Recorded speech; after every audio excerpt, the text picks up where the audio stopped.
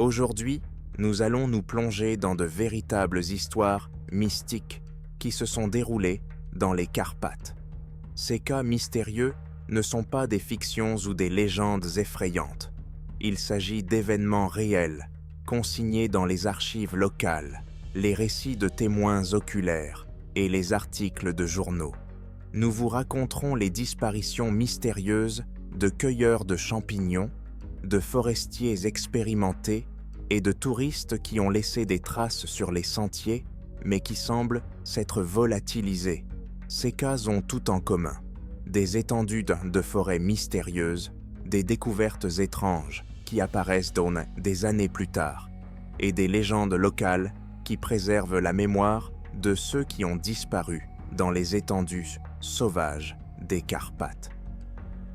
Certaines de ces personnes réapparaissent des jours, voire des semaines plus tard, au même endroit, sans se souvenir de ce qui leur est arrivé, et en affirmant que leur disparition n'a duré que quelques heures. Alors, si vous aimez les histoires sur l'inconnu et le mystique, aimez cette vidéo, abonnez-vous à notre chaîne et préparez-vous à plonger dans les mystères des Carpates.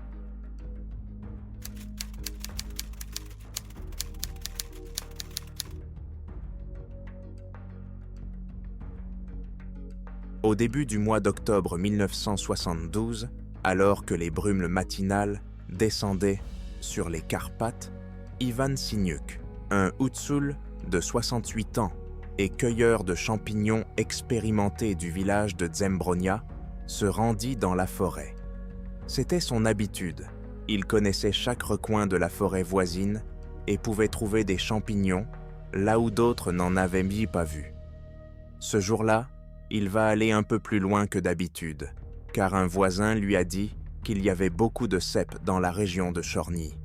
Ivan avait prévu de rentrer à l'heure du déjeuner, mais il n'est jamais venu. Au début, sa famille n'était pas très inquiète. Ivan allait souvent dans les bois pendant toute la journée, revenant avec un panier rempli de champignons et racontant toujours ses trouvailles et ses aventures dans les montagnes. Cependant, lorsque la nuit tomba et qu'il ne revint pas, sa femme commença à tirer la sonnette d'alarme. Les habitants de la région ont rapidement mis sur pied une équipe de recherche qui s'est mise en route à l'aube. Pendant 3 jours consécutifs, des dizaines de villageois ont passé au peigne fin la forêt, les environs et les montagnes voisines, mais en vain. Ils n'ont trouvé que quelques paniers de champignons déchirés et des fragments de vieilles chaussures qui auraient bien pu appartenir à Ivan. Il n'y avait aucun signe de lutte ou de fuite paniquée, comme s'il s'était tout simplement volatilisé. Dans la forêt dense, où Ivan connaît tous les chemins, c'est impensable. Une semaine plus tard, les recherches sont officiellement arrêtées et les discussions commencent dans le village. Les anciens évoquent avec tristesse la malédiction de la trame noire, un endroit que leurs grands-parents et arrière-grands-parents avaient évité. Selon la légende, les esprits de la forêt y vivaient, appelant parfois les gens avec leur voix, les conduisant dans la jungle et ne leur permettant pas d'en revenir.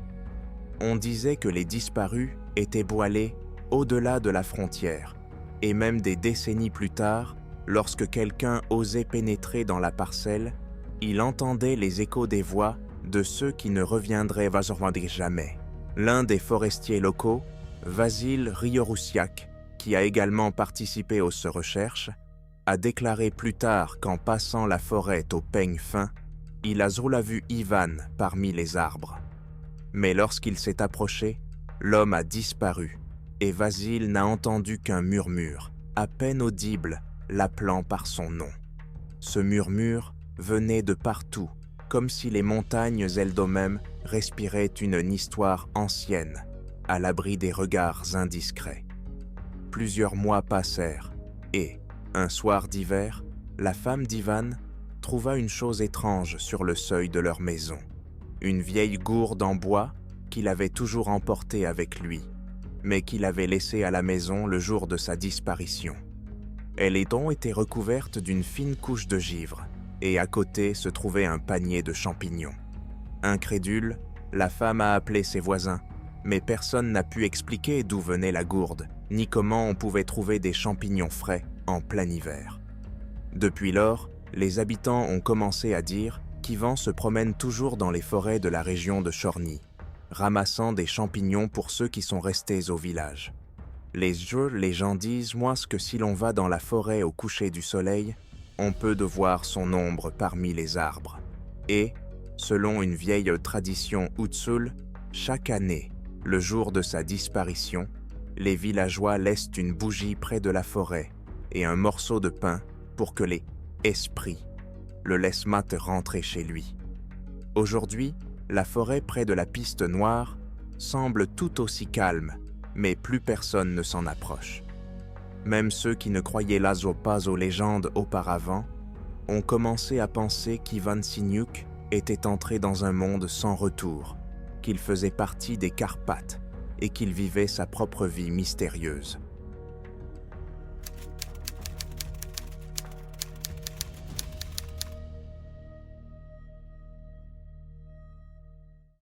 C'est par une matinée froide et brumeuse de février que Vasil Levchenko, un forestier de 43 ans et employé expérimenté du parc naturel national des Carpates, effectue sa tournée habituelle. Il travaillait pour le service forestier depuis plus de 20 ans et connaissait tous les sentiers et tous les sommets de la région du col de Vyshkivski. Vassil était un homme réservé qui n'aimait pas parler beaucoup, mais il connaissait son travail et le faisait avec zèle. Ce jour-là, il a dit à ses collègues qu'il avait l'intention de vérifier une nouvelle descente dans une zone reculée près du village de Sénéchiv, où ils avaient récemment vu des traces de braconniers. Il prévoyait de revenir à l'heure du déjeuner. Lorsqu'il n'est pas apparu à la fin de la journée, ses collègues ont paniqué. Les appels à la radio sont restés sans réponse et le téléphone de Vasil était hors de portée. Les sauveteurs, ainsi que les habitants de la région, sont partis à sa recherche cette nuit-là. Nombre d'entre eux savaient que Vasil était allé vérifier par lui-même dans une région connue pour son terrain accidenté. Le lendemain, son sac à dos a été retrouvé près d'un ruisseau sur un ancien sentier de chasse. Il contenait sa réserve d'eau, sa boussole, son carnet de notes et un peu de nourriture. Il semble qu'il ait laissé le sac à dos seul, mais il n'y a aucun signe de lutte ou de chute. Les 3 jours suivants, des équipes de recherche ont ratissé la zone, mais Vassil n'a jamais été retrouvé. Les habitants de la région ont commencé à se souvenir d'autres incidents similaires. Il y a 5 ans, un chasseur a également disparu dans cette région, après avoir communiqué pour la dernière fois avec eux, alors qu'il se trouvait près d'un ruisseau. À l'époque, comme aujourd'hui, personne n'a trouvé de traces de lui, à l'exception de son arme, laissée au même endroit que le sac à dos de Vassil. Quelques semaines plus tard, les sauveteurs ont décidé d'utiliser une caméra thermique pour suivre la même piste. Par un matin froid, ils ont vu un étrange signal thermique sur l'écran, près d'un gros rocher. Cependant, lorsqu'ils sont arrivés sur place, ils n'ont trouvé qu'une zone vide et moussue, entourée d'une forêt dense. Il n'y avait aucun signe de présence humaine. Les habitants de la région pensèrent qu'il existait dans la forêt d'anciennes cachettes utilisées par les braconniers, mais ces endroits avaient été abandonnés depuis longtemps et cachés par une végétation dense. Plus tard, l'un des jeunes forestiers a remarqué un détail étrange. Le carnet de Vasil contenait des coordonnées qui ne figuraient même pas sur les cartes officielles. L'entrée était courte, sans explication. Lorsque les habitants et les sauveteurs se sont rendus sur place, ils ont découvert un vieux bunker abandonné datant de la Seconde Guerre mondiale, presque entièrement recouvert de terre et de buissons. À l'intérieur, ils ont trouvé quelques vieux journaux, une lanterne rouillée et rien d'autre. L'affaire n'a pas été résolue et les habitants ont commencé à dire que Vasil aurait pu tomber sur les traces de braconniers qui voulaient cacher leurs activités. Certains pensent que le bunker pourrait faire partie d'un ancien système de contrebande et que Vasil aurait simplement été sur la piste de quelqu'un. Personne ne sait ce qu'il est devenu, mais son sac à dos, les coordonnées tirées de son carnet et le bunker abandonné sont les seules traces qu'il a laissées dans les forêts des Carpates.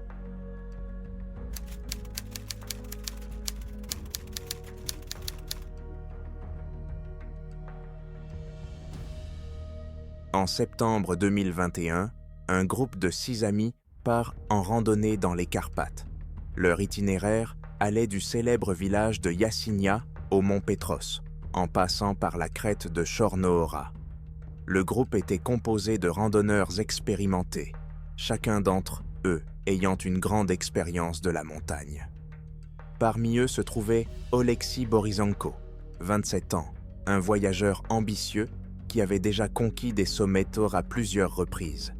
Ses amis disaient en plaisantant qu'il connaissait les Carpates comme sa poche. Le matin du voyage était ordinaire, air frais, ciel dégagé et une forêt d'automne accueillante cachée dans un léger brouillard. Oleksiy prenait souvent des photos de la nature environnante et laissait de courtes notes dans son carnet, décrivant les endroits intéressants et ses sentiments pendant les randonnées. Le jour où ils ont atteint Petros, Oleksiy a mentionné un petit sentier secondaire qui, selon lui, menait à une pente offrant une vue fantastique. Ses amis n'y voient pas d'inconvénient et décident de lui donner l'occasion de leur montrer un endroit secret, inconnu des autres touristes. Le chemin était difficile, envahi par la végétation et pratiquement dépourvu de points de repère. Mais Oleksiy avait confiance en ses capacités. Lorsqu'ils atteignirent la corniche et montèrent dans leur tente, un épais brouillard commença à descendre, recouvrant les montagnes d'un mur impénétrable. Oleksiy dit soudain qu'il a entendu le bruit d'une rivière toute proche et qu'il veut vérifier où elle se trouve. Il a laissé son sac à dos près de la tente et a disparu dans le brouillard, promettant de revenir dans 10 minutes. Mais ces 10 minutes se sont transformées en une demi-heure, puis en 1 heure, et enfin en une nuit entière. Le lendemain matin, ses amis, alarmés, se mirent à sa recherche. Ils appellent Oleksiy, cherchent des traces, mais toutes leurs tentatives sont vaines. Ce n'est que quelques heures plus tard qu'ils parvinrent à trouver son carnet.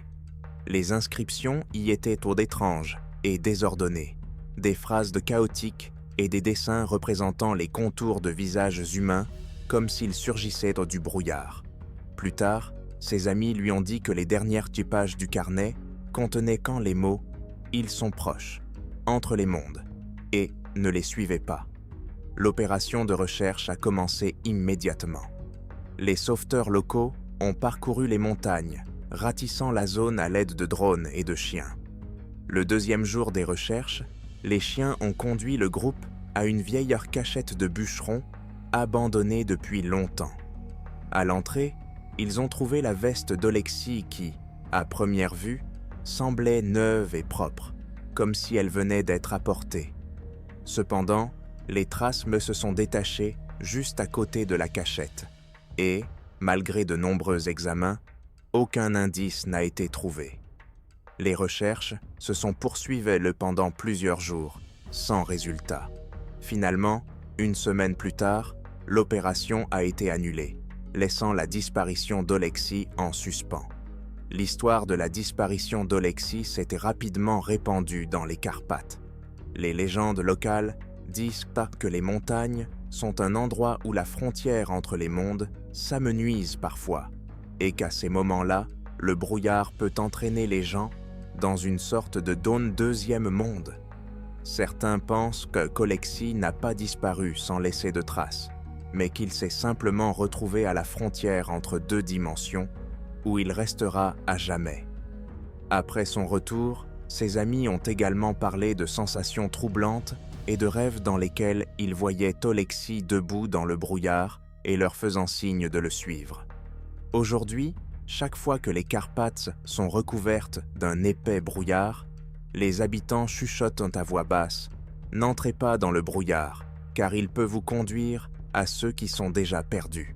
Mais il ne s'agit là que de rumeurs sans fait. Le corps de Lexi n'a jamais été retrouvé et il est toujours porté disparu à ce jour.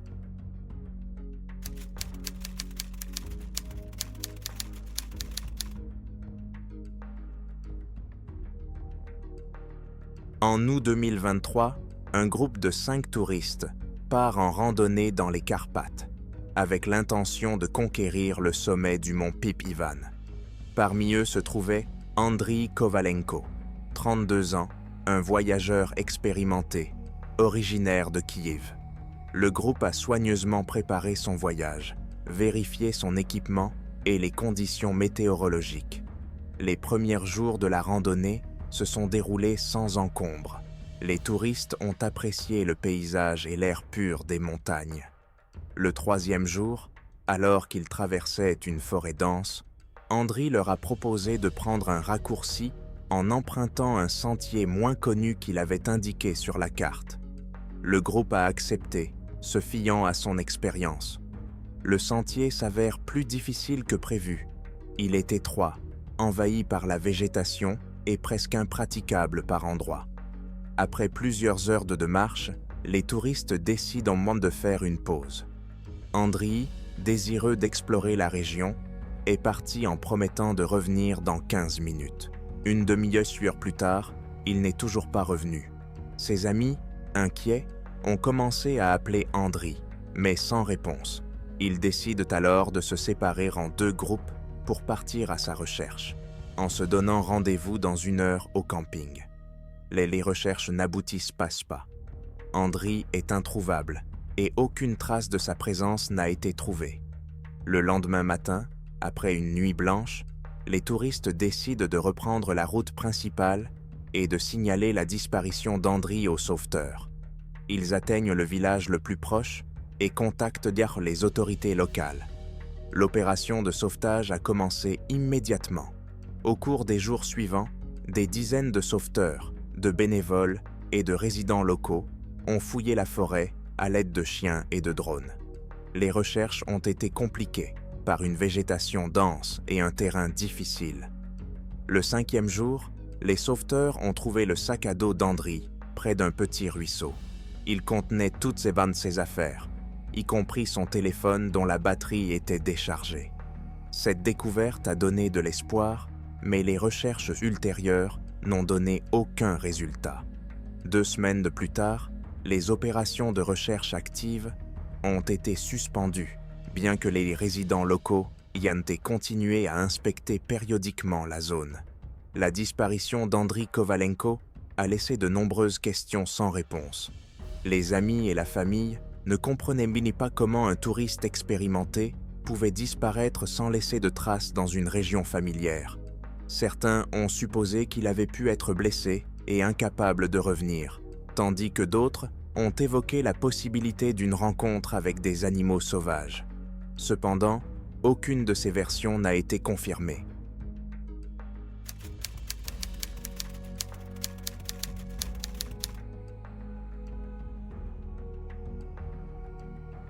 Au cours de l'été 1990, Utsul Mikhailo Hnatyuk, un cueilleur de champignons local bien connu et un expert des forêts des Carpates, est allé cueillir des champignons en direction de la parcelle de Lisiche. Malgré la réputation mystérieuse de cet endroit, Mikhailo s'y est rendu plusieurs fois seul, et, cette fois, il a promis à sa femme de revenir avant le déjeuner. Il a emporté avec lui le matériel habituel du cueilleur de champignons. Un panier, un couteau et une carte des sentiers de la région qui s'est presque effondrée. Lorsque le soleil s'est couché derrière les montagnes et que Mikhailo n'est pas revenu, sa femme a donné l'alerte. Le lendemain midi, les habitants de Zembrona sont partis à sa recherche. Ils savaient que ce cueilleur de champignons expérimenté ne pouvait pas s'être perdu.